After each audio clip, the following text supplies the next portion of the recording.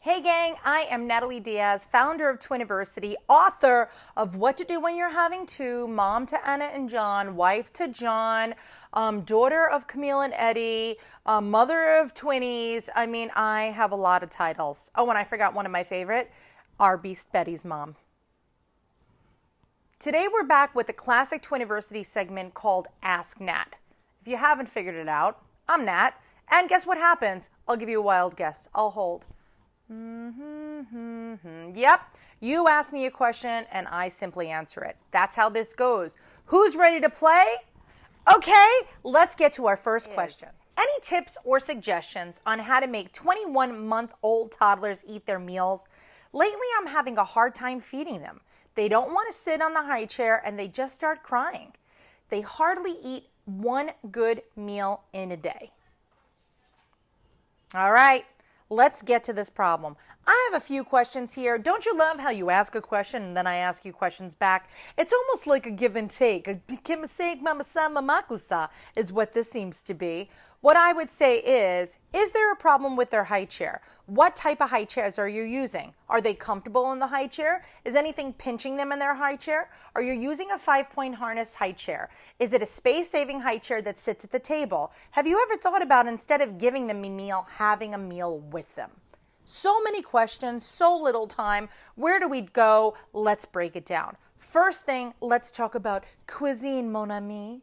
Do your babies like French food? Do they like Thai food? Do they just like some strained peas? They're still on the earlier side of the universe, but they have been eating solids for quite some time. Do they have a favorite? Do they love strawberries more than they love grapes? Do they love cantaloupe more than they love Brussels sprouts? What are their favorites? Maybe what we could do is we could offer them the favorites at the end as kind of a reward for good behavior for sitting in their seats. I remember this time like the back of my hand. I can't even possibly tell you. There was definitely times where I fed my twinnies in a stroller, on the go, in a bathtub. Seriously, on a boat, with a goat, with a fox. They were eating lox. So many things were going on. 21 months is a really tough age. You're creeping into those terrible twos. We had the terrible ones behind us. The three-nagers are right around the corner. There's really no, I would say, good times. It's all good times, but it's all a little bit challenging. Plus, they've literally only had 21 months to learn how to be a human, right?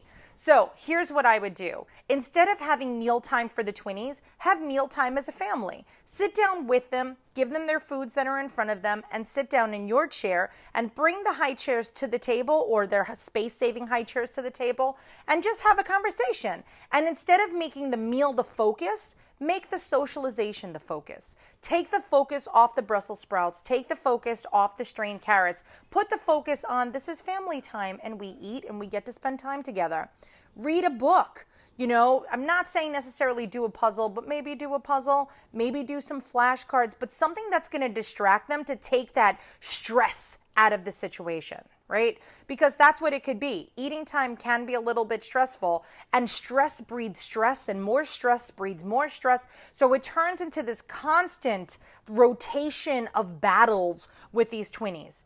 So go in, no battle. It's time to eat. This is what we're going to do. I'm going to eat too. Mommy's hungry. Daddy's hungry. Aunt Arthur. Who's Aunt Arthur? Aunt B. Arthur? Aunt B. Arthur, are you hungry? Aunt B. Arthur's always hungry. Sit down as a family time and eat food as a meal. Maybe they want to choose their dishes. Maybe they want to choose their spoons. See if they want to have a say in what they want to eat. I know that sounds so crazy, and I'm not saying like, oh, let Josh and Sarah do anything they want. Nah, you know what you're making for dinner. This is what we're eating, but maybe Josh and Sarah could choose what they're eating first. Also, be creative about the way that you serve it. Instead of serving in a dish, serve it in an ice cube tray. What? Did I just say that? That's super cray-cray. It is super cray-cray, but if you're creative, instead of them saying, I don't want to eat this food, they're going to say, what is that? So be creative. Think of what the little kid in you would want. Create fun, create whimsy, make it a family social time instead of it being sit down and eat your food. Don't ever make it a sit down and eat your food. Food is social, food is fun, food is relaxing. What do we do on date nights? Not that you're dating your 20s, but most of us, if we have a date night with our spouse, that's what we do. We go out for a meal, we share some conversation, institute that conversation into your family, see how family meals go, and see if it stops the struggle. I wish you the best of luck to you and your 21-month-old twinnies, and I really do hope that there is a lot more joy and happiness and less struggles in your mealtime. For more information, make sure you go to Twiniversity.com because we do have a lot of articles on meal times with twinnies. This is a big battle. Like as I said, tale as old as time. Twinnies don't want to eat. There is usually one that does want to eat their food. Twinnies and the beats. All right, guys. See you later, alligators. Thanks for watching Ask Nat. I'll see you next time. Bye, kids.